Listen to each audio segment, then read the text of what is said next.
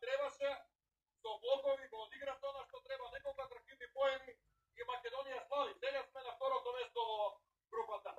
Беше ли тешко да се игра овој денешен надпревар со оглед дека сакавме да победиме и мислевме дека сме фаворити затоа што ја совладавме и Белгија претходно.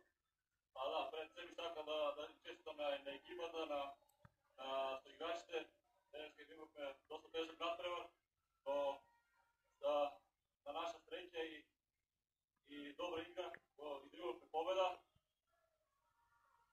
Се радам дека беше тежок надпревар, поготово затоа што сме фаворити на некој начин бевме со победата со Белгија овој надпревар. Добро, Филип, одигравме, издржавме тежок меч, не е лесно од 2-0 до 2-2. Од што си ти задоволен од овој надпревар? Па пред се сум задоволен затоа што покажавме карактер. Од 2-0 хрватската екипа не стигна, 2-2 и во петиот сет покажавме карактер и на крај издржавме победа. Сега пред нас е две гостувања. Белгија, па повторно Хрватска. Има ли сили Македонија да победи во Белгија и да направи хаос во оваа надпреварувачка група?